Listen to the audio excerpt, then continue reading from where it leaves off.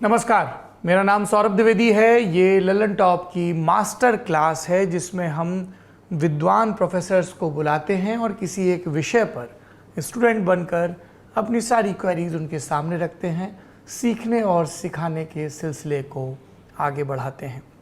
आज की master class Bangladesh के बारे में है, जहाँ पर भीषण रक्तपात के बाद, प्रोटेस्ट के बाद सत्तारूढ़ शेख हसीना सरकार को न सिर्फ इस्तीफ़ा देना पड़ा बल्कि उसके बाद संसद भंग हुई, सेना ने कमान अपने हाथ में ली, एक केयर टेकर गवर्नमेंट बनी है। नोबेल पुरस्कार विजेता मोहम्मद यूनुस के नेतृत्व में बीएनपी, बांग्लादेश नेशनल पार्टी, वो बड़ी बड़ी रैलियां कर रही है। जमात के लोग अपना मांग पत्र प्रस्तुत कर रहे हैं और स्टूडेंट प्रोटेस्टर हैं वो अपनी अलग लीग बता रहे हैं। तो ऐसे में हमें लगा कि इस इतने सारी ब्रेकिंग न्यूज़ के दौर में, अलग अलग एक्सप्लेनर्स के दौर में, एक बार ढंग से हिस्ट्री के कंटेक्स्ट में, पॉलिटिक्स के कंटेक्स्ट में, और सबसे ज़रूरी बात, चूँकि इंडिया इसके ठीक बगल में, हमारा देश बांग्लादेश के ठीक बगल में है और हमारे हक जुड़े हुए हैं, हमारे अधिकार, हमारे इंटरेस्ट जुड़े हुए हैं और बांग्लादेश के बनने में भी हमारी एक महत्वपूर्ण भूमिका रही है। तो विस्तार से बात की जाए बेसिक समझाइश के साथ, और इसलिए आज की मास्टर क्लास में हमने आमंत्रित किया है जवाहरलाल नेहरू विश्वविद्यालय, दैट्स जेएनयू में professor emeritus professor S D. Muni को। सर, बहुत बहुत स्वागत है आपका मास्टर क्लास में। Professor S D. मुनी उन विद्वानों में हैं जो जब दक्षिण एशियाई मामलों पर कुछ बोलते हैं, लिखते हैं, तो पूरी दुनिया के विश्लेषक बहुत गौर से पढ़ते और सुनते हैं। इनफैक्ट 2000 के दशक में जब हम जेएनयू में स्टूडेंट के तौर पर पहुंचे थे तो हम बहुत गर्व से बाहर की दुनिया को जिन प्रोफेसर्स के बारे में बताते थे कि अरे हम उस जेएनयू से हैं जहां अमुक प्रोफेसर होते हैं। Professor S D. मुनी का नाम भी ऐसे स्टालवर्ड्स में आता है। So I am feeling very honoured and very grateful कि प्रोफेसर एस.डी. मुनी ने हमारे इस मास्टर क्लास के आवेदन को स्वीकार किया। Sir, thank you so much for joining. मैं इससे पहले कि बिल्कुल करंट जो सिचुएशन है उस पर आऊँ कि जमात शिविर पर बैन लगा, क्या उसके बाद चीज़ें बिगड़ी, स्टूडेंट प्रोटेस्टर्स को रज़ाकार कहा गया, उसके बाद चीज़ें बिगड़ी, उन्होंने काउंटर प्रोटेस्ट किया और नारा दिया चिए चेलम ओधिकार होए गेलम रज़ाकार की, यानी हमने अपना अधिकार मांगा तो आपने हमें रज़ाकार बना दिया। ये रज़ाकार की बैकग्राउंड क्या है, रिजर्वेशन की बैकग्राउंड क्या है, क्योंकि बात हर बार जाके 1971 पर टिक जाती है, बंग बंधु शेख मुजीबुर रहमान पर टिक जाती है और उसके बाद उनकी लेगेसी और उनके काउंटर जो नैरेटिव उसके सामने प्रस्तुत किया गया, जिसके चलते 1975 में पहला तख्ता पलट हुआ था, वहाँ पर टिक जाती है। इसलिए हम चाहते हैं कि सबसे पहले हम 1946-47 का रुख करें, जब ब्रिटिश इंडिया में आज़ादी की मांग चल रही थी, मुख्यतः कांग्रेस के नेतृत्व में, महात्मा गांधी के नेतृत्व में। नेताजी सुभाष चंद्र बोस अपनी लड़ाई आगे बढ़ा रहे थे आज़ाद हिंद फौज के परचम तले, लेकिन उस पर एक पटाक्षेप लग चुका था, सेकेंड वर्ल्ड वॉर अपने नतीजे दे चुका था।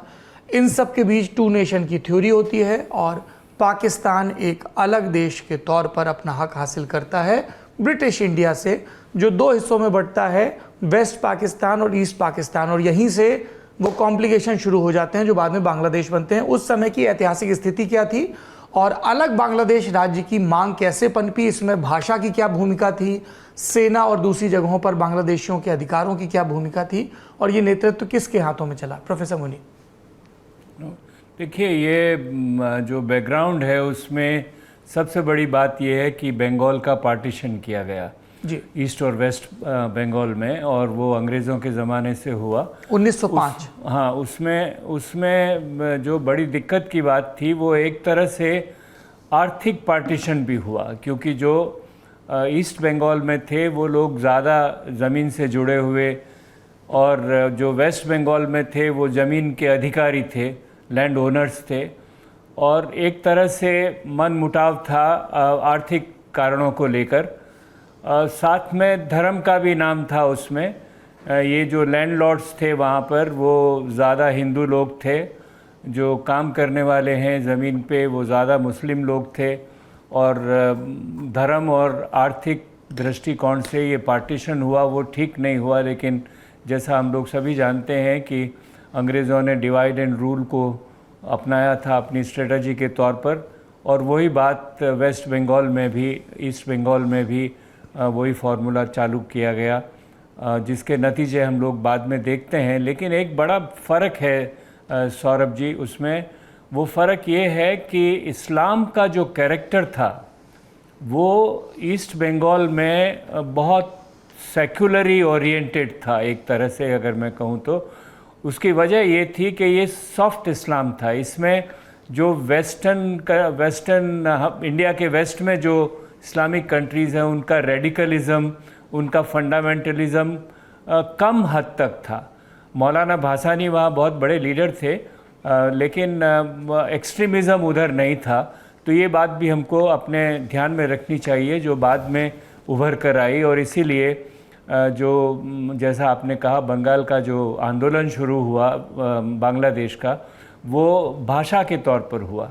वो लोग ये चाहते थे कि उनकी भाषा को एक राष्ट्रीय भाषा माना जाए, क्योंकि पॉपुलेशन ज़्यादा इधर ईस्ट पाकिस्तान में थी और उस हिसाब से ज़्यादा लोग इधर रहते थे, लेकिन उनकी भाषा को कोई ज़्यादा बल नहीं दिया गया। तो 52 से वो आंदोलन शुरू हुआ जो आगे बढ़कर बांग्लादेश का आंदोलन बना। सर, ये आंदोलन जब जो पाकिस्तान के प्रधानमंत्री थे उस समय के ख्वाजा निज़ामुद्दीन, उन्होंने एक ढाका में मुझे ध्यान है स्पीच जाकर दी थी जिसमें कहा गया था कि उर्दू ही पाकिस्तान की आधिकारिक भाषा है, चाहे वो ईस्ट पाकिस्तान हो चाहे वेस्ट पाकिस्तान। और उसके बाद ये प्रोटेस्ट भड़के पहली बार? नहीं, उसके बाद ही वो प्रोटेस्ट शुरू हुई। लेकिन जो वो कह रहे थे प्रधानमंत्री, वो भी बात सही नहीं है। अगर आप वेस्ट पाकिस्तान में भी जाएं तो वहाँ की डोमिनेंट लैंग्वेज तो पंजाबी है जी। उर्दू बोलना, जो पंजाब के लोग हैं उनको उर्दू बोलना आता भी नहीं ज़्यादा। तो ये एक पॉलिटिकल स्टेटमेंट था और उस पॉलिटिकल स्टेटमेंट का मीनिंग ईस्ट बंगाल में और ईस्ट पाकिस्तान में ये निकाला गया कि ये हमारी भाषा को मान्यता नहीं देना चाहते हैं और जो इज़्ज़त उसको देनी चाहिए वो नहीं देना चाहते हैं। जी, अच्छा। 1965 में पहली बार भारत और पाकिस्तान की नेशन तौर पे जंग होती है। हालांकि 1948 में भी कबायलियों के नाम पे पाकिस्तानी सेना के हमले को हम झेल चुके थे। और उसी दौर में जो ईस्ट पाकिस्तान तब था और बाद में बांग्लादेश बना, वहाँ की अवामी लीग पार्टी आर्थिक भेदभाव के इल्ज़ाम लगा रही थी। किस तरह की व्यवस्था थी उस पाकिस्तान में जो बांग्लादेश के लोगों को लग रहा था कि उनके साथ भेदभाव हो रहा है? देखिए, उसमें हर तरह की भेदभाव की गुंजाइश थी। एक तो राजनीतिक दृष्टिकोण से उनको जो उनका वोट के आधार पर हक बनता था वो नहीं मिल रहा था। लैंग्वेज की बात हम लोग कर चुके हैं। और आर्थिक दृष्टिकोण से पंजाब ने सबको डोमिनेट किया। पंजाब ने सिर्फ ईस्ट पाकिस्तान को डोमिनेट नहीं किया, पंजाब ने सिंध को भी डोमिनेट किया, पंजाब ने फ्रंटियर प्रोविंस को भी डोमिनेट किया और बलूचिस्तान को भी डोमिनेट किया। तो ये एक पंजाबी हुकूमत थी पाकिस्तान में और वो पंजाबी हुकूमत हर चीज़ को पंजाबी तरीके से देखती थी। तो आर्थिक दृष्टिकोण से भी जो डेवलपमेंट होना चाहिए था, जो विकास होना चाहिए था, जिस तरह की मदद ईस्ट पाकिस्तान को मिलनी चाहिए थी, वो नहीं मिली। इसीलिए आर्थिक कारण भी उसमें शामिल हो गए। लेकिन मुख्य कारण आइडेंटिटी का था और वो लैंग्वेज से जुड़ी हुई थी। जी। फरवरी 1966 में लाहौर कॉन्फ्रेंस हुई थी जिसमें शेख मुजीबुर रहमान ने एक डिटेल्ड मांग पत्र रखा था प्रोफेसर, जिसमें उन्होंने कहा था कि फेडरेशन ऑफ पाकिस्तान के अंतर्गत 2 स्टेट्स अलग अलग इस्टेब्लिश किए जाएं, हमारे फेडरल बैंक अलग अलग हों, हमारी इनकम अलग अलग हो, हमारे रिप्रेजेंटेशन ठीक हो, हमारी आर्मी भी अलग अलग हो और सिर्फ विदेश और रक्षा संबंधी मामलों में ही एक यूनिफाइड कमांड हो। जब अवामी लीग के मुखिया शेख मुजीबुर रहमान ये मांगे रख रहे थे जनरल अयूब खान के सामने, तो क्या रिएक्शंस आ रहे थे? नहीं, वो जो वेस्ट पाकिस्तान की गवर्नमेंट थी वो फेडरलिज्म मानने को तैयार ही नहीं थी। फेडरल स्ट्रक्चर, उसमें जो ऑपरेटिव पाकिस्तान की गवर्नेंस थी वो सेंट्रलाइज थी। और आर्मी के आने के बाद में 57 के बाद में जब मोहम्मद अयूब ने टेक ओवर किया वहाँ पर पूरी तरह से, उसके बाद में तो उसका कोई 52 से उसका कोई प्रश्न ही नहीं उठता कि वो फेडरल राइट्स को माने। और जो हक, जैसा मैंने कहा कि ईस्ट पाकिस्तान एक मेजोरिटेरियन प्रोविंस था अगर उसको प्रोविंस माना जाए तो जी। और उस मेजोरिटेरियन प्रोविंस को डेमोक्रेटिक स्ट्रक्चर के अंडर जो जो सुविधाएं मिलनी चाहिए, जो जो हक मिलने चाहिए थे, वो उनको नहीं मिले। और यही वजह थी कि वो फेडरल स्ट्रक्चर को मानने को तैयार नहीं थे और यही कारण था कि मुजीबुर रहमान इन्हीं बातों को सामने उठाया। बाद में उन्होंने 6 पॉइंट प्रपोज़ल भी रखा, जिसको लेके आगे बांग्लादेश तक उसको ले गए। अयूब के बाद याहिया खान आए और उन्होंने एक लीगल फ्रेमवर्क प्रस्तुत किया था ईस्ट पाकिस्तान के सामने 1970 में कि डेमोक्रेसी आएगी, एक नेशनल असेंबली के लिए इलेक्शन होगा जिसमें 300 सीटें होंगी और पॉपुलेशन के हिसाब से नंबर ऑफ सीट्स होंगी। इसीलिए ईस्ट पाकिस्तान को, दर्शक ध्यान रखें, जब भी हम ईस्ट पाकिस्तान कह रहे हैं तब 1971 से पहले के बांग्लादेश को रेफ़र कर रहे हैं।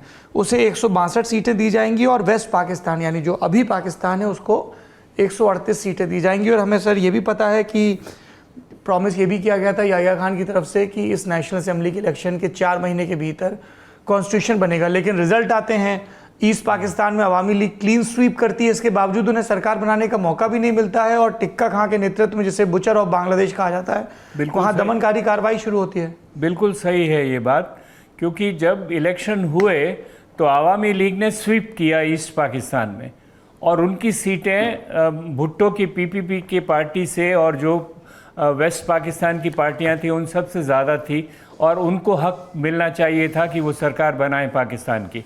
और यही शेख मुजीबुर रहमान कहते थे कि अब हमारी मेजॉरिटी है, जो लीगल फ्रेमवर्क था उसके अंडर हम लोगों को वहाँ वैसा स्थान मिलना चाहिए। लेकिन भुट्टो उस बीच में आया और भुट्टो ने कहा, भुट्टो भी समझिए कि फ़ौज के साठगांठ में ही काम कर रहे थे और फ़ौज को भी लगा कि ये किसी तरह से हम पाकिस्तान की सत्ता को ईस्ट पाकिस्तान के लोगों को, अवामी लीग के लोगों को नहीं सौंप सकते हैं। तो इसीलिए उन्होंने उस इलेक्शन को बिल्कुल नकारा, रिज़ल्ट उसका माना नहीं और तब से ही आंदोलन और ज़्यादा प्रखर रूप लेता गया और आखिर में एक ऐसी स्थिति आ गई कि वहाँ पर उन्होंने फ़ौज भेजकर उनकी बूचरी शुरू कर दी। जी, आपने बूचरी का जिक्र किया, ये ऑपरेशन सर्चलाइट क्या था प्रोफेसर? नहीं, ऑपरेशन सैटेलाइट में यही था कि हम लोग ईस्ट पाकिस्तान को मिलिटरीली डोमिनेट करेंगे और उसमें किसी तरह से जो वहाँ पर पॉलिटिकल बोलबाल है उसको ख़त्म करने की कोशिश की जाएगी और वो उसमें ह्यूमैनिटेरियन एस्पेक्ट्स को कम्प्लीटली नेगलेक्ट करने की उसकी कोई परवाह नहीं की जाएगी। और ये हुआ भी, जिस तरह से वो बुचड़ी का मामला शुरू हुआ उसमें हज़ारों लोगों के, लाखों लोगों को, आर्टिस्ट, प्रोफेसर्स, एकेडमिशियंस, ब्यूरोक्रेट्स, दे वर मर्सीलेसली किल्ड। ढाका यूनिवर्सिटी, हर जगह सभी को उनको पकड़ लिया गया, मारा गया, औरतों के साथ रेप किया गया और इतना हुआ कि करीब 10 मिलियन लोग वहाँ से भाग के हिंदुस्तान आए। 1 crore, that's a big number. जी, हम विस्तार से जानते हैं क्योंकि अभी 2 बरस पहले ही, 2.5 बरस पहले हमने अपनी शानदार मिलिट्री विक्ट्री के 50 साल सेलिब्रेट किए कि 1971 की किस तरह से जंग होती है, जिसमें फाइनली 16 दिसंबर के रोज़ पाकिस्तान सरेंडर करता है और बांग्लादेश अलग देश बनता है और मुजीबुर रहमान को सत्ता सौंपी जाती है। वो मुजीबुर रहमान जो 1970-71 के इलेक्शन में जो नतीजे आए थे उसमें जीते थे और कायदे से उन्हें पूरे पाकिस्तान का प्रधानमंत्री बनना चाहिए था, लेकिन 26 मार्च 1971 को उन्हें हाउस अरेस्ट कर लिया गया था और उसके बाद से वहाँ कुचला गया। ऑपरेशन सर्चलाइट चलाया पाकिस्तानी सेना ने और उसके बाद फिर पाकिस्तान ने भारत पर हमला किया 3 दिसंबर 1971 को और within 13 days we defeated them.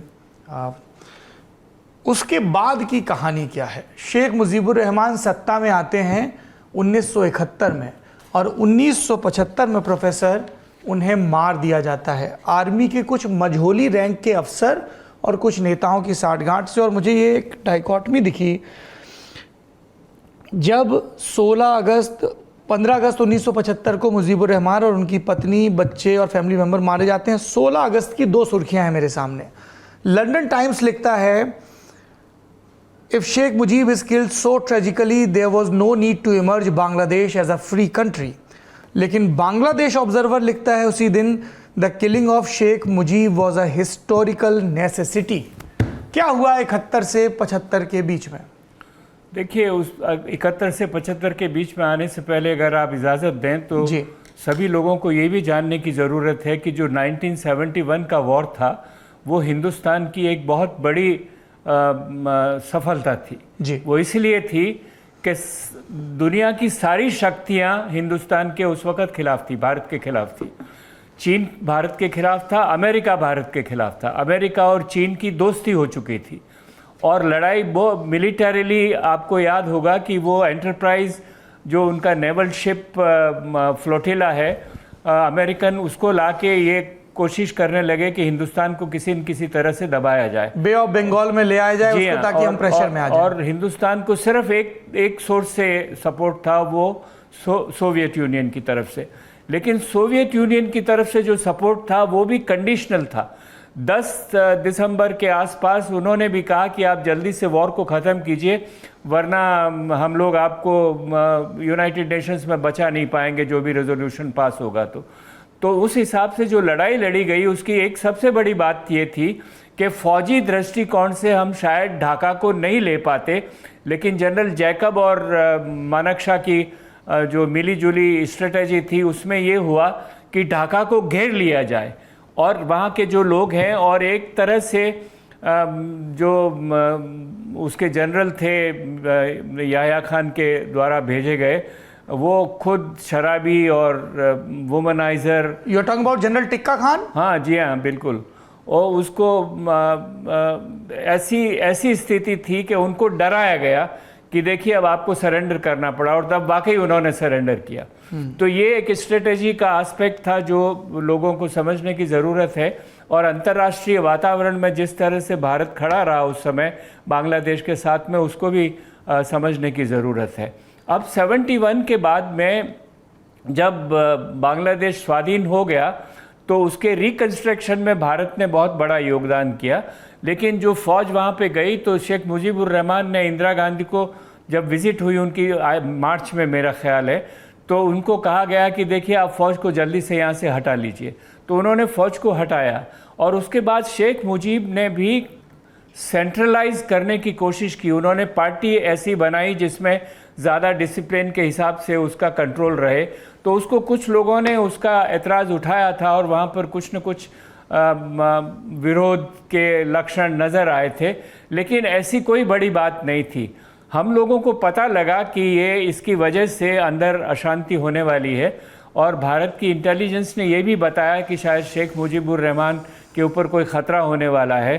तो हमने वहाँ अपने लोगों को भेजे, जो हमारा रॉ है उसकी तरफ से भी और प्राइम मिनिस्टर्स ऑफिस की तरफ से भी भेजा गया। ये उनको सचेत किया गया शेख मुजीबुर रहमान को कि देखिए आप पे बहुत खतरा है, आप बचने की कोशिश कीजिए, हम आपको बचा सकते हैं। एक हेलीकॉप्टर भी वहाँ पर गया, लेकिन वो नहीं माने। उन्होंने कहा हम नहीं छोड़ेंगे यहाँ पर। उसका नतीजा ये हुआ जो आपने अभी कहा कि उनको गोलियों से भून दिया गया। वास्तव में ये था कि ये हिस्टोरिक मोमेंट नेगेटिव माने में था, जबकि सारा का सारा परिवार बिल्कुल तबाह कर दिया गया और फौज ने उसका एकदम से कंट्रोल लिया। प्रोफेसर, कभी इस बात की विस्तृत जांच हुई कि इसके पीछे कोई लार्जर कंस्पिरेसी थी क्या? क्योंकि आज तक ये बात होती है कि CIA का, अमेरिकी खुफिया एजेंसी का क्या रोल था। इनफैक्ट अभी भी शेख हसीना के इस तख्ता पलट में अमेरिका की भूमिका को लेकर बहुत चर्चा हो रही है। तब ये बात आई थी क्या? जी हाँ, बिल्कुल आई थी। एक किताब है अनफिनिश्ड रिवोल्यूशन ऑफ बांग्लादेश। उसमें ये साफ लिखा है कि ये जो घटना हुई थी इसके पीछे CIA का बहुत बड़ा हाथ था। और जैसे मैं आपको बता रहा हूँ कि CIA उस वक़्त पाकिस्तान के साथ काम करती थी, तो जो पाकिस्तान की ISI है उसका भी उसमें रोल रहा, और चीन ने उनको मदद की, क्योंकि चीन और पाकिस्तान के संबंध बहुत काफ़ी सुधर गए थे, और अमेरिका और चीन के संबंध भी सुधर गए थे, जहाँ उन्होंने हाथ मिलाकर रूस को अलग थलग करने की कोशिश की थी। तो इस तरह से तीनों इंटेलिजेंस एजेंसीज का उसमें बहुत बड़ा रोल था। डोमिनेंट उसमें CIA का रोल था, और वो नहीं चाहते थे कि जो शेख मुजीब, क्योंकि अमेरिका को बहुत बड़ा धक्का लगा। देखिए विश्व की इतनी बड़ी शक्ति और हिंदुस्तान जैसा देश उनको अंगूठा दिखाकर बांग्लादेश को नया बना लिया। वो किसिंजर आए, बहुत कोशिश की उन्होंने कि किसी तरह से पाकिस्तान बरकरार रहे, लेकिन हुआ नहीं है उनसे। तो वो उसका बदला लेना चाहते थे, और वही बदले के रूप में इंटेलिजेंस एजेंसीज ने इस सरकार को हटाने की, तबाह करने की कोशिश की।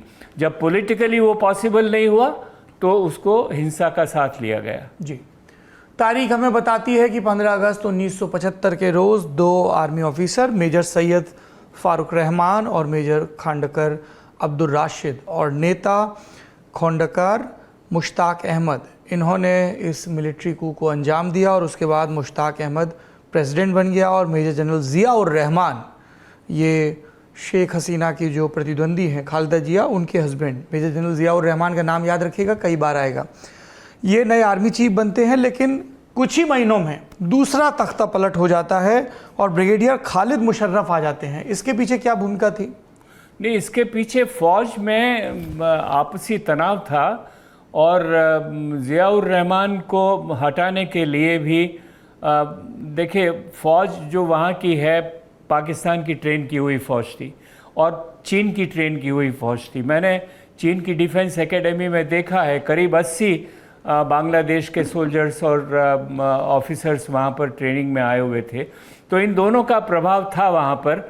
और दूसरी तरफ शेख मुजीबुर रहमान का जो सेक्युलर और इंडिपेंडेंट अप्रोच थी वो भी फ़ौज में थी। पहले जो फ़ौज था उसमें कहीं न कहीं इस्लामिक पर्थ थी एक, तो फ़ौज अंदर से भी डिवाइड थी और शक्ति संघर्ष में ज़ियाउर रहमान के बाद में उनको हटाने की ज़रूरत पड़ी। और जिस तरह से आप कह रहे हैं कि ब्रिगेडियर खालिद मुशर्रफ, जी हाँ जी, लेकिन फिर ये देखिए, ब्रिगेडियर खालिद 15 अगस्त 1975 को पहला तख्ता पलट, 3 नवंबर 1975 को दूसरा तख्ता पलट होता है, ब्रिगेडियर खालिद मुशर्रफ आते हैं। 7 नवंबर को 4 दिन के भीतर तीसरा तख्ता पलट होता है, ब्रिगेडियर खालिद मुशर्रफ को भी हटा दिया जाता है और सिपाही जनता विप्लव के नाम से लेफ्ट का एक हेजेमनी दिखती है। इसके पीछे क्या बैकग्राउंड थी? क्योंकि एक बार फिर से ज़ियाउर रहमान सेंटर में आ गए थे, हाउस अरेस्ट से रिलीज कर दिए गए थे। नहीं, ज़ियाउर रहमान वहाँ नंबर पहले जो उनकी हायरार्की थी उसमें नंबर 2 पे थे वो जी, और वो आना चाहते थे, तो उसे लिए ये कार्यक्रम किया गया कि अब ज़ियाउर रहमान के जो कू है उसको लेफ्ट तो ना कहिए कम से कम, क्योंकि ऐसा कुछ था नहीं उसके पीछे। ये जो जातीय समाज तांत्रिक दल था जिसने इस इवेंट को सिपाही जनता विप्लव कहा, इसका सर क्या बैकग्राउंड था? नहीं, ये देखिए, ये भासानी का जो मौलाना भासानी थे वो लेफ्टिस्ट थे वहाँ पर शुरू से ही, और उन्होंने ये लैंग्वेज आंदोलन में शेख मुजीबुर रहमान के साथ काम करना शुरू किया था। लेकिन लेफ्ट की अपनी जड़ें थी वहाँ पर और उसी जड़ से ये आए। लेकिन चूंकि वो शेख मुजीबुर रहमान के खिलाफ थे इसलिए उन्होंने उसको समर्थन किया। लेकिन left oriented general Ziaul Rahman का कू नहीं कहा जा सकता किसी भी ढंग से। ओके, पर इस कू में मुशर्रफ मारे जाते हैं, ब्रिगेडियर मुशर्रफ, और ज़ियाउर रहमान प्रेसिडेंट बन जाते हैं। लेकिन इसके बाद फिर एक कू नज़र आती है जनरल अरशद की 1982 की, उसमें क्या होता है सर? नहीं, वो बाद में हुआ। देखिए, इस बीच में ज़ियाउर रहमान ने अपने आप को पॉलिटिकल लेजिटिमेसी देने के लिए बीएनपी को बनाया, बांग्लादेशी नेशनलिस्ट पार्टी को बनाया और उसको पूरा समर्थन दिया ताकि वो अपनी पॉलिटिकल जड़ें जमा सके। लेकिन फ़ौज में, जैसा मैंने कहा है कि फ़ौज में अभी भी है, वहाँ पर कोई ऐसा समझना कि फ़ौज बिल्कुल संगठित एक शक्ति के रूप में है और अंदर से अलग अलग राय उनकी नहीं है, ऐसा मानना ठीक नहीं होगा। तो वहाँ पर 2 धाराएं अक्सर वहाँ चलती रहती हैं और उसमें जनरल अरशद के लिए कुछ लोग ये भी कहते हैं कि जनरल अरशद को भारत की तरफ से भी समर्थन था। भारत भी ये कोशिश कर रहा था कि जो ज़ियाउर रहमान की जो सरकार है जिसके पीछे जमायत इस्लामी का भी बहुत बड़ा सपोर्ट था, वो ठीक नहीं रहेगा और किसी न किसी तरह से ऐसा परिवर्तन होना चाहिए जो वापस बांग्लादेश को उसकी जो कैरेक्टर है, उसका जो इनहेरेंट झुकाव है, उसकी तरफ उसको लाने की कोशिश की जाए। तो जनरल अरशद से मैं व्यक्तिगत रूप से मिला हूँ। मैंने एक सार्क की किताब लिखी थी, उसमें मैंने वो पुस्तक उनको भेंट की थी, बातचीत भी की थी। उन्होंने हिंदुस्तान के बारे में, भारत के बारे में बहुत अच्छी अच्छी बातें की। जब सार्क का पहला समिट हुआ था वहाँ पर, उस वक़्त की बात है ये। तो general Ershad, professor, this must be mid 80s, late 80s? It was 85। 85 में सार्क की पहली समिट हुई है वहाँ पर, और उस वक़्त मैं मिला था। वो 82 में आए थे पावर में जी। और उन्होंने हिंदुस्तान के बारे में उनकी राय इतनी खिलाफ नहीं थी, मिलिट्री के थे वो, लेकिन इसीलिए उन्होंने जियाउर रहमान या बीच में जो मेजर जनरल मंजूर आए उनके मुकाबले थोड़ा सा सॉफ्ट स्टैंड था इंडिया को, थोड़ा सा सॉफ्ट था, और आइडियोलॉजिकली भी इतना इस्लामिस्ट नहीं थे वो। और इसीलिए उन्होंने अपनी खुद पार्टी भी बनाई है जी, और उस पार्टी को उसके थ्रू वो पॉलिटिक्स करके पॉलिटिकल लेजिटिमेसी भी लाने की उन्होंने कोशिश की। ये एक बड़ा दिलचस्प ट्रेंड दिखता है कि जियाउर रहमान ने बांग्लादेश नेशनलिस्ट पार्टी बनाई, फिर जनरल अरशद थे, उन्होंने अपनी जातीय पार्टी बनाई कि they all are vying for political legitimacy. बार बार जमात इस्लामी का जिक्र आ रहा है, जरा दर्शकों को इसके बारे में हम स्क्रैच से बता सकें कि इसकी भूमिका और बांग्लादेश के कट्टरपंथ में इस्लामिक इसका क्या रोल रहा अभी भी, क्योंकि जिक्र आ रहा है इसका खूब। देखिए, जमात इस्लामी की जो साख है उसको आप पाकिस्तान से जोड़िए जी, और पाकिस्तान में जो इस्लामिक प्रवृत्ति है उससे प्रभावित, उससे समर्थित, उससे एनकरेज्ड जमात इस्लामी बांग्लादेश की भी या वेस्ट ईस्ट पाकिस्तान की भी रही है। तो ये लिंक्स इनकी पुरानी है, और यही वजह है कि जो आज की जमात इस्लामी है उसका भी आईएसआई के साथ में, पाकिस्तान के साथ में बहुत गहरा संबंध है। हालांकि बांग्लादेश के बनते समय उन्होंने ऐसी बातें नहीं की थी। उसमें एक सेक्शन था जिसको रजाकार कहा जाता है, और जिन्होंने पाकिस्तान की फ़ौज की मदद की, जो ये चाहते थे कि बांग्लादेश स्वाधीन देश के रूप में उभर कर नहीं आए और पाकिस्तान का दबदबा वहाँ पर बना रहे। लेकिन आम तौर पर वो बांग्लादेश को उन्होंने अपनाया जमात इस्लाम, लेकिन पाकिस्तान का प्रभाव और इस्लामिस्ट प्रभाव दोनों हमेशा से उनके ऊपर प्रखर रहे हैं, जो आज भी बिल्कुल बुलंदी के साथ वहाँ पर देखे जा सकते हैं। प्रोफेसर, जब आप इस्लामिक प्रभाव की बात करते हैं तब मैं कॉन्स्टिट्यूशन के फ्रेमवर्क में उसको समझना चाहता हूँ। बांग्लादेश एक इस्लामिक देश है जहाँ पे 90 से 92% के लगभग मुस्लिम हैं, सारे सेक्ट के मिला के 8% के लगभग अल्पसंख्यक हैं। कई जगह ये रिपोर्ट आई कि जब 1971 में बांग्लादेश बना तब वहाँ पे हिंदुओं की संख्या जो अभी 8% तब डबल डिजिट में थी, कोई 15% बताता है, कोई 16% बताता है, कोई 13 से 15। जी, इसीलिए मैंने कहा अलग अलग सोर्स, अलग अलग वो। उसमें लगातार जमात इस्लामी का पॉलिटिकल इंटरवेंशन किस तरह का रहा, पॉलिटिकल स्ट्रक्चर में, नेताओं चुनाव में उन्होंने किसकी बैकिंग की, इनके अपने फेसेस कौन थे और इनकी पॉलिसीज़ कैसी थी? क्योंकि हमने देखा कि इस स्टूडेंट प्रोटेस्ट के दौरान जो अभी बांग्लादेश में चल रहा था, कहा गया कि जमात इस्लामी के कुछ तत्व कुछ मीडिया हाउसेस में घुसे और वहाँ पे एंकर्स को सर ढकने को कहा गया। तो इस तरह के फरमान भी सामने आए। तो एक तरफ तो बांग्लादेशी अवामी लीग की स्टूडेंट विंग ने पहली हिंसा की, पहला अत्याचार किया इन प्रोटेस्टर्स के खिलाफ, स्टूडेंट प्रोटेस्टर्स के खिलाफ, फिर वहाँ से काउंटर हुआ। इन सब के बीच में जो जमात का अपना स्टूडेंट विंग है, जमात शिविर, उस पर प्रतिबंध लगा। तो कुल जमात इस्लामी किन पॉलिसीज़ को फॉलो करवाना चाह रहा था, किस तरह का बांग्लादेश बनाना चाह रहा था? देखिए, जमात इस्लामी एक सेकुलर बांग्लादेश के खिलाफ तब से शुरू हो गए जब शायद 2011 में इनको बैन किया गया पहले जी, और फिर उनको आगे के जो इलेक्शंस हुए उनमें भाग लेने का मौका नहीं मिला, और इसी वजह से वो लोग बहुत नाराज़ थे कि यहाँ की व्यवस्था को किसी न किसी ढंग से बदला जाए। उनके मुद्दे दो रहे हैं बहुत बड़े, एक उनका इस्लाम मुद्दा रहा है, एक वो जो सेक्युलरिज्म को भी हटाता है, और एक उनके दिमाग में ये है कि हिंदुस्तान का बोलबाला, भारत का बोलबाला वहाँ पर नहीं रहना चाहिए। तो जो माइनॉरिटीज़ हैं हिंदूज़ की, उनके ऊपर भी उनका नज़ला हमेशा से रहा है। तो इन दोनों जो सोशल पॉलिटिकल प्रोजेक्ट है, इनको लेके ये जमात इस्लामी हमेशा आगे बढ़ रही थी। जब उनको बैन किया गया और बाद में बीएनपी ने भी मना कर दिया कि वो इलेक्शन में भाग नहीं लेगी जब तक कि इंटरिम गवर्नमेंट नहीं होगी, हालांकि इंटरिम गवर्नमेंट का जो प्रोविज़न पहले हुआ था उसको कॉन्स्टिट्यूशनली हटा दिया गया, और उस कॉन्स्टिट्यूशनल प्रोविज़न को हटाने के बाद में हसीना ने ये कहा कि अब इंटरिम प्रोविज़न की ज़रूरत नहीं है इलेक्शन के। बीएनपी का ये मानना था कि इलेक्शन कभी फ्री नहीं होंगे हसीना के अंडर, और उस वक़्त बीएनपी का सपोर्ट जमात इस्लामी ने दिया। जमात इस्लामी और बीएनपी तब से दोनों साथ हैं। जब हसीना की पहली सरकार आई थी उस वक़्त 15 साल पहले समझ लीजिए आप, उस वक़्त से दोनों बिल्कुल साथ है। और ख़ास तौर से आवामी लीग पर भी हसीना ने बंदिशें लगाई है और बीएनपी पर भी हसीना ने बंदिशें लगाई है।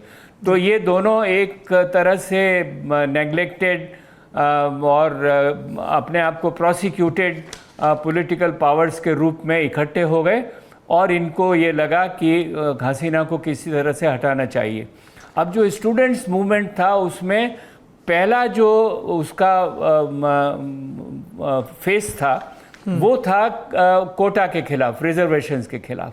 और वो रिजर्वेशंस हसीना ने पॉलिटिकल रिजर्वेशंस किए थे। उन्होंने कहा जो फ्रीडम फाइटर्स हैं उनके सारी संतानें, चाहे बेटा हो, पोता हो, नाती हो, जो भी हो, उन सबको रिजर्वेशन मिलेगा। ये एक पॉलिटिकल डिसीजन था ताकि आवामी लीग के लोगों को फ़ायदा हो और आवामी लीग के लोग उसमें ज़्यादा सक्षम हो जाएं और सरकारी तंत्र में आवामी लीग का रिप्रेजेंटेशन बढ़े। जी हाँ, बिल्कुल उसको समर्थन मिलता रहे, यही उनका सारा इरादा था। और इसी वजह से उन्होंने ये सब हसीना ने ये लिया रिजर्व, लेकिन उसको बाद में उन्होंने वापस ले लिया क्योंकि उसका काफ़ी ओपोजिशन था। 2018 में शायद उन्होंने उसको वापस लिया। अब जो शुरू हुआ है वो एक कोर्ट जजमेंट से हुआ है जो 5 जून को हुआ। जब कुछ लोगों ने दलील की तो उन्होंने उसको कोटा को रेस्टोर कर दिया और उस रेस्टोरेशन के खिलाफ स्टूडेंट्स खड़े हुए क्योंकि स्किल को दबाया गया 30% रिजर्वेशंस के पीछे। उसके पीछे ये जमात इस्लामी और बीएनपी दोनों लग गए कि अब ये उनको एक मौका मिला कि ये इस तरह का जो फ्रंट में स्टूडेंट्स रहे, उनका प्रोटेस्ट और उनका जेन्युइन एंगर रहे। जेन्युइन एंगर में क्यों कह रहा हूँ स्टूडेंट्स का, समझिए इसको। अभी तक बांग्लादेश के कोटा सिस्टम के तहत 56%, 56% जो सीटें थी सरकारी नौकरियों में वो रिजर्व थी। किसके लिए रिजर्व थी? 30% सीटें रिजर्व थी वॉर वेटरन्स के लिए, 1971 की जंग में जो पाकिस्तान के खिलाफ लड़े। जैसा प्रोफेसर मुनी ने कहा कि जो अवामी लीग के समर्थक थे, फ्रीडम फाइटर थे, शेख मुजीबुर रहमान के साथ थे, 30% सीटें उनके लिए। अब 10% सीटें उन्होंने दी महिलाओं के लिए, इससे अलग पर रिजर्वेशन हो गया 40%। 10% उन्होंने दी जो बांग्लादेश के अंदर अल्प विकसित इलाके हैं, पिछड़े इलाके हैं, वहाँ से आने वाले लोगों को 10% रिजर्वेशन, टोटल रिजर्वेशन हुआ 50%। तीसरे नंबर पर मूल निवासी, उनके लिए 5% सीटें और 1% विकलांगों के लिए। टोटल 56% रिजर्वेशन था। तो बांग्लादेश के नौजवान लड़के लड़कियों को ये लगा कि बाकी 44% के लिए हम कम्पीट कर रहे हैं, हमें फेयर चांस नहीं मिल रहा है। हालांकि शेख हसीना ने हाई कोर्ट के ऑर्डर को सुप्रीम कोर्ट में चैलेंज किया, रोल बैक भी किया, लेकिन जो भी स्टूडेंट प्रोटेस्ट कर रहे थे उनका दमन भी हुआ और इसी के चलते बीएनपी को और जमात इस्लामी को एक मौका मिल गया कि स्टूडेंट्स को आगे रखा जाए, उनके गुस्से को आगे रखा जाए, पीछे से अपनी बैकिंग दी जाए ताकि शेख हसीना को हटाया जा सके और जो इंडिया कैंपेन, वो इंडिया आउट कैंपेन चला रहे थे, उसे सफल किया जा सके। बार बार खालिदा जिया का भी अब जिक्र आ रहा है। मैं वापस से सर हिस्ट्री में जा रहा हूँ। 1991 जब हेडिंग्स लगती थी द क्लैश ऑफ 2 बेगम्स, पहला जो मुकम्मल चुनाव हुआ बांग्लादेश का, क्या थी दोनों की लेगेसी? खालिदा जिया की लेगेसी, बैकिंग इंडिया को लेकर उनकी अप्रोच, और शेख हसीना की। देखिए, शेख हसीना की लेगेसी तो मुजीबुर रहमान की लेगेसी है, इंडिपेंडेंस की लेगेसी है, फ्रीडम फाइटिंग की लेगेसी है। बीएनपी की लेगेसी जनरल ज़ियाउर रहमान की लेगेसी है जो मिलिट्री सपोर्टेड रही है हमेशा से, और उसके पीछे जैसा हम लोग शुरू से देख रहे हैं उसके पीछे इस्लामिस्ट फोर्सेस का भी बैकिंग हमेशा से रहा है। तो ये दोनों लीगेसीज आइडियोलॉजिकली अपने आप में एक दूसरे से बहुत अलग है, और आइडियोलॉजिकली नहीं, पावर के हिसाब से भी दोनों एक दूसरे से बहुत अलग है। एक मिलिट्री पावर से आती है, तो बेगम ज़िया के जो कॉन्टेक्ट्स हैं बहुत सारे वो फ़ौज में है बहुत स्ट्रांगली। हसीना ने भी फ़ौज में बाद में कॉन्टेक्ट्स बनाए हैं, लेकिन शुरुआत जो उनकी है वो एसेंशियली बेस उनका पॉलिटिकल बेस है। तो ये दोनों में फ़र्क है। और जहाँ तक भारत का सवाल है, ऑब्वियसली अवामी लीग भारत को ज़्यादा दोस्ताना नज़रिए से देखती है, और जनरल बेगम ज़िया जो हैं वो ज़िया वाली लीगेसी में जो मिलिट्री, हालांकि उनको पता है कि भारत के साथ संबंध ठीक रखने चाहिए, लेकिन कहीं न कहीं जो पीछे फ़ौज और आईएसआई और पाकिस्तान का जो प्रभाव है वो उनको पूरी तरह से भारत का दोस्त नहीं। मुझे अच्छी तरह से याद है कि 1991 के बाद में नरसिम्हा राव ने बेगम ज़िया को निमंत्रण दिया, वो आई भारत में, और ये कोशिश की गई कि हमें बीएनपी के साथ में भी मधुर संबंध बना के रखने चाहिए, क्योंकि एक उभरती शक्ति है वहाँ की, अब पॉलिटिकल पार्टी है, बहुत बड़ी पॉलिटिकल पार्टी है, तो ये हमको उसका सपोर्ट मिलना चाहिए। और बहुत कोशिश की कि जो हमारे आपसी तनाव के मुद्दे हैं उनको कहीं न कहीं ठीक किया जाए, चाहे वो गंगा वाटर का हो, तीस्ता वाटर का हो, ट्रेड का मसला हो, इन सब को ठीक किया जाए। लेकिन बात बनी नहीं। बेगम ज़िया ने यहाँ पर कहा कि हाँ वो करेंगी, लेकिन जब वो वापस गई तो बेगम ज़िया के ऊपर जो पार्टी वालों का और मिलिट्री का और जो पाकिस्तानी इन्फ्लुएंस्ड फोर्सेस हैं उनका इतना प्रभाव था कि वो उन फैसलों को क्रियान्वयन नहीं कर पाई। तो हमें ये हिंदुस्तान में, भारत में ये हमेशा नीति निर्धारकों को ये आभास होने लगा कि बीएनपी के साथ दोस्ती करना आसान नहीं होगा, जबकि आवामी लीग के आने के बाद में जैसा हम देख रहे हैं कि संबंधों में काफ़ी सुधार हुआ है और दोनों एक दूसरे के घनिष्ठ मित्र बन पाए हैं। जी, क्या इसी वजह से विपक्षी पार्टियां आवामी लीग को, जो मुजीबुर रहमान के लाहौर कॉन्फ्रेंस के दौर से जो एक इल्ज़ाम चला आ रहा था कि मुजीबुर रहमान प्रो इंडिया हैं, इंडिया के पिट्ठू हैं, शेख हसीना पर भी ये इल्ज़ाम लगाते रहे विपक्षी दल कि वो प्रो इंडिया हैं, और जिस तरह का हमने मालदीव में देखा उसी तरह का एक एजिटेशन भी उन्होंने बिल्ड करने की कोशिश की। इसका क्या आउट? जी, इंडिया आउट। हाँ, बिल्कुल ठीक है ये बात। ये इस तरह का विरोध हमेशा से कंसिस्टेंटली रहा है, और मुझे लगता है आने वाले समय में जो भारत की चिंताएं हैं वो इसी को लेकर है कि एक ऐसा तबका अब बांग्लादेश में पावर में आया है और रहेगा वहाँ पर, जिससे कि भारत के संबंध अच्छे होने की संभावना कम है। जी, अब जो अभी मौजूदा क्राइसिस है उस पर आते हैं। 14 जुलाई को शेख हसीना का स्टेटमेंट आता है, तब वो बांग्लादेश की प्रधानमंत्री थी, जनवरी 2024 में फिर से चुनाव जीता था। कहती हैं कि मेरा कोटा सिस्टम से कोई लेना देना नहीं है, लेकिन अगर वॉर वेटरन्स को रिजर्वेशन नहीं मिलेगा तो क्या रजाकारों को मिलेगा। और इसके बाद छात्र ये नारा देते हैं, चेला मोदिकार होए गेलम रजाकार, कि हमने हक मांगा तो आपने हमें रजाकार बना दिया। और इसके बाद से बहुत सारे फिशर्स, बहुत सारे क्रैक्स दिखने लगते हैं। और उसके पहले ये इल्ज़ाम भी लगता है कि शेख हसीना पिछले जो कुछ एक इलेक्शन करवा रही थी वो निष्पक्ष चुनाव नहीं थे, इसीलिए बांग्लादेश नेशनलिस्ट पार्टी समेत कई दलों ने इसका बहिष्कार भी किया और जमात पे तो बैन लगा ही था। इसको लेकर इंटरनेशनल फ्रेटर्निटी में किस तरह का माहौल था, खुद बांग्लादेश के अंदर किस तरह का माहौल था, क्योंकि डेमोक्रेसी एक एक्सप्रेशन है, आप किसी से नाखुश हैं, भले ही 20% नाखुश हो, 30% हैं, उनको लगता है कि हमने एक्सप्रेस किया अपने आप को। नहीं, देखिए हसीना की बहुत बड़ी गलतियां रही है, 2-3। एक तो जो आपने बताया रजाकार सबको कहना ठीक नहीं था। उन्होंने ये कहा वो लोग जो कोटा को ओपोज कर रहे हैं वो सिर्फ रजाकार हैं। तो इसका मतलब जो भी स्टूडेंट विंग थी, सारी की सारी स्टूडेंट विंग को उन्होंने एक तरह से, स्टूडेंट प्रोटेस्ट को उन्होंने रजाकार कह के टाल दिया। और रजाकार बांग्लादेश की इतिहास में एक बहुत भद्दा शब्द है, तो वो उसको बर्दाश्त नहीं करेंगे, यही बात है। लेकिन उससे भी बड़ी बात ये है कि हसीना ओपोजिशन मुक्त बांग्लादेश बना रही थी, और ये बात बहुत ठीक नहीं है किसी भी डेमोक्रेसी के लिए, किसी भी जनतंत्र के लिए, कि आप ओपोजिशन को वहाँ पर पनपने नहीं दें। ये सही है कि बीएनपी जमात इस्लामी को आउटलॉ करने के बाद में अपने आप में बहुत कमज़ोर हो गई थी, और बेगम ज़िया की पकड़ भी अपनी पार्टी पे बहुत कम थी। वो अपने बेटे को आगे लाना चाहती थी, जिनके ऊपर कई भ्रष्टाचार के आरोप लगे हुए हैं, कई और दूसरी तरह के आरोप लगे हुए हैं। तो बीएनपी की अपनी जो इमेज है, पॉपुलर इमेज है, वो भी ठीक नहीं थी। लेकिन बीएनपी इस पे जुड़ गई कि जब तक इलेक्शन को इंटरिम अरेंजमेंट के अंडर नहीं किया जाएगा, हम हसीना के अंडर इलेक्शंस को बर्दाश्त नहीं करेंगे, एक्सेप्ट नहीं करेंगे। और हसीना ने यही सबसे बड़ी गलती की कि वो उन्होंने उसको स्टीम रोल किया। तो ओपोजिशन को स्टीम रोल किया उन्होंने, और बहुत सख्ती की उन्होंने स्टूडेंट्स आंदोलन के ऊपर भी। करीब 150 लोग पहले मारे गए और उसमें फ़ौज भी शामिल थी। बाद में फ़ौज पलट गई है, अब जो है फ़ौज ने बिल्कुल दूसरा रुख ले लिया है। लेकिन ये दो गलतियां हसीना की हमेशा से नोट किए जानी चाहिए कि उसकी वजह से उनको ये स्थिति आज की देखनी पड़ी है। एक बात और मैं कह दूं कि भारत उसका हमेशा से मित्र रहा है, और मैं समझता हूं कि भारत के नेताओं को भी, हो सकता है उन्होंने कहा हो, लेकिन ऐसे उसके संकेत ज़्यादा नहीं है कि हमको हसीना को नच करना चाहिए था कि जिस रास्ते से आप जा रही हैं वो रास्ता ठीक नहीं है, वो रास्ता बहुत ख़तरनाक है। और हमारी इंटेलिजेंस को भी लास्ट मोमेंट तक ये पता नहीं लगा कि कितना बड़ा बलवा, कितना बड़ा बदलाव वहाँ पर होने जा रहा है।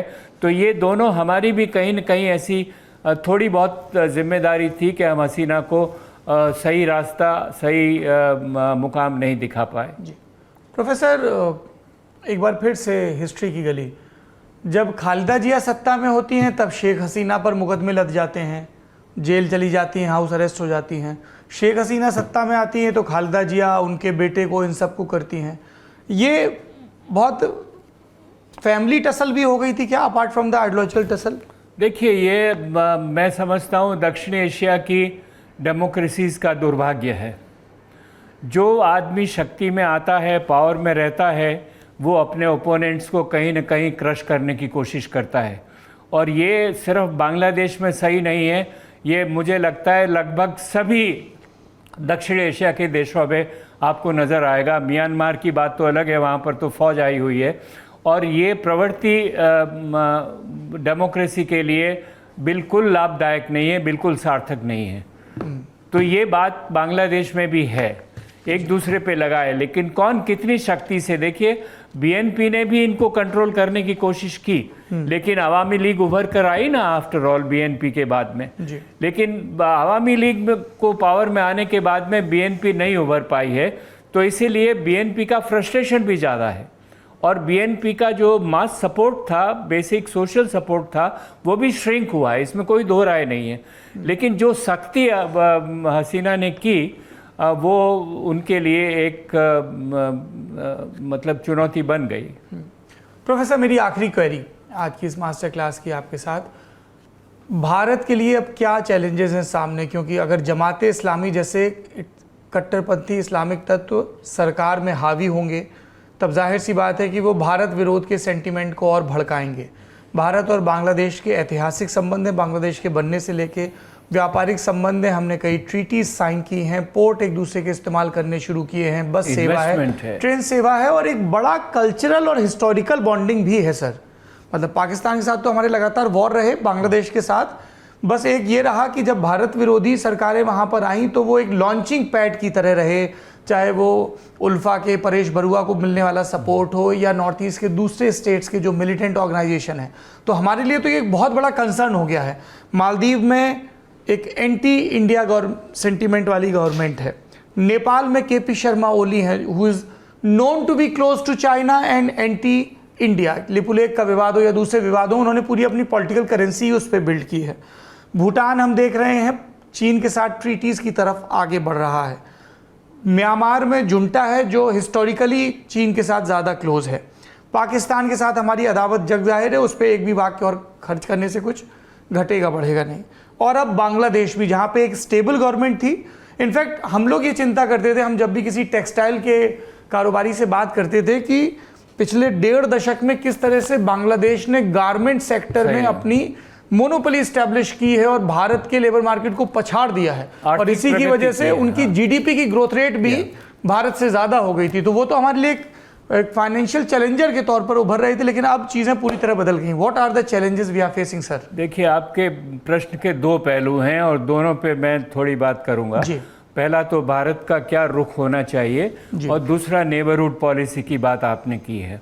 भारत का क्या रुख होना चाहिए, मैं समझता हूँ 4 फ्रंट ऐसे हैं जिसमें भारत को अपनी नीति चलानी पड़ेगी और बहुत सोच समझ के लगानी पड़ेगी। सबसे पहला फ्रंट तो ये है कि हमको हसीना को अबंडन नहीं करना चाहिए। हसीना ने गलतियाँ की है, हसीना उसके लिए भुगत रही है, उसके लिए हमें बहुत बड़ा नुकसान होगा। हसीना के साथ जो हमारी दोस्ती है उससे बांग्लादेश में रहने वाली माइनॉरिटीज़ को खतरा है, डेमोक्रेटिक फोर्सेस को खतरा है। ये सब होने के बाद भी अगर हम हसीना को एबंडन कर देंगे, उसको फोर्स करेंगे कि यहाँ से चली जाए ताकि हमारी नीतियों में कुछ सुधार आए, तो ये एक ऐसा मैसेज होगा सभी नेबर्स को कि जो भारत के साथ खड़ा होगा, भारत उसको क्राइसिस के समय में छिटका देगा। तो ये मैसेज हमको नहीं देना चाहिए। सबसे पहला फ्रंट तो ये है, जो छोटी बात है, क्योंकि आजकल इसका डिस्कशन हो रहा है बहुत, इसीलिए मैंने इसको आपके सामने रखा है जी। दूसरा जो फ्रंट है वो बांग्लादेश की अंदर की स्थिति पे है और उसके 2-3 पहलू हैं। एक पहलू तो ये है कि हमें ये कोशिश करनी चाहिए कि जो भी नई सरकार बने उसमें पाकिस्तान, चीन और इस्लामिस्ट फोर्सेस के डोमिनेंस नहीं हो। वो होंगे ज़रूर, इसको आप हटा नहीं सकते हैं। और इसका एक अच्छा जो शुभ लक्षण है वो ये है कि जो स्टूडेंट्स विंग ने अभी राष्ट्रपति से मिलकर और फौज के लीडर से मिलकर कहा था कि उसमें आप मोहम्मद यूनुस को लाइए, उस वक़्त उन्होंने एक बात और कही थी कि हम फैसिस्ट फोर्सेस को बांग्लादेश में नहीं आने देंगे। तो इसीलिए एक ऐसा तबका है स्टूडेंट विंग का भी जो एंटी डिस्क्रिमिनेशन ग्रुप है, वो ऐसा है जिसको हमें सपोर्ट करना चाहिए और उसकी मदद से। उसके अलावा हमारे फ़ौज में भी कॉन्टैक्ट्स हैं इंडिया के, और हमारे बीएनपी में भी स्लीपिंग कॉन्टैक्ट्स हैं जो हमने बहुत दिन से उनको संवारा नहीं है। उनको संवार कर ये कोशिश होनी चाहिए कि इस्लामिक, प्रो चाइनीज़ और एंटी सेकुलर या एंटी डेमोक्रेटिक फोर्सेस बहुत डोमिनेंस में वहाँ नहीं हो। दूसरा, हमें अपने लोगों की रक्षा करनी है। आपने कहा ट्रेड ट्रीटीज़ वगैरह है, मिलियंस का इन्वेस्टमेंट है वहाँ पर। अडानी को हमने सपोर्ट किया है, अडानी के बहुत सारे प्रोजेक्ट्स हैं वहाँ पर। और जो आम लोग हैं वहाँ पर, उनकी सुरक्षा भी बहुत बड़ा मसला है, जिसके लिए हमें सिविल सोसाइटी की मदद लेनी पड़ेगी, क्योंकि ऐसे कई मसले हुए हैं जहाँ मंदिरों पे जो अटैक हो रहा था उसको सिविल सोसाइटी के लोगों ने आके बचाया है। कई सारे हिंदुओं को मुस्लिम फैमिलीज़ जो पड़ोस में थी उन्होंने आकर उनको बचाया है। तो ऐसी सिविल सोसाइटी, वहाँ पे एक ग्रुप बना हुआ है, क्रिश्चियंस, बुद्धिस्ट और हिंदूज़ की एक काउंसिल बनी हुई है, joint council.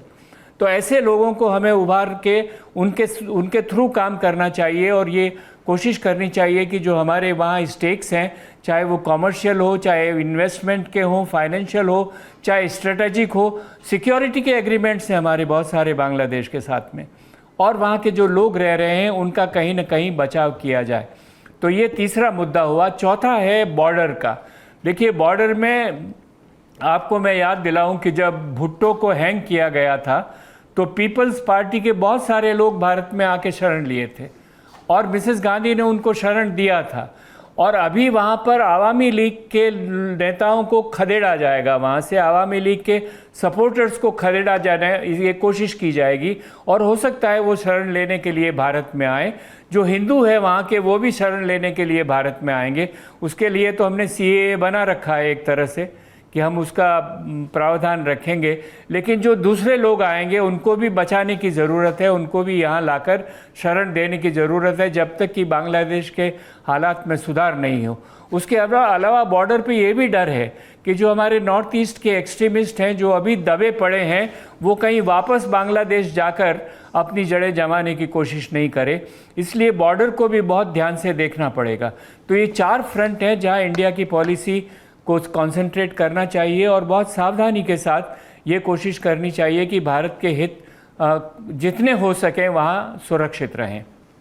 Thank you professor S D Muni. हमारी अगली मेहमान है इस मास्टर क्लास में इंडिया टुडे के एक्सटर्नल अफेयर्स के जो सेक्शंस हैं उनकी कर्ता धर्ता, उनके एडिटर गीता मोहन। गीता मोहन, सवाल एक ही है, भारत का विदेश मंत्रालय और भारत की सरकार इस पूरे मुद्दे पर बयान दे रहे हैं, उससे इतर क्या रस्साकशी चल रही, क्या आवाजाही चल रही है, किस तरह के विचार, किस तरह के ऑप्शंस हैं जिन पर बात हुई, और फ्यूचर में जो करंट पॉलिटिकल सिचुएशन है उसके जो स्टेक होल्डर्स हैं उनके साथ किस तरह के एंगेजमेंट की तैयारी चल रही है।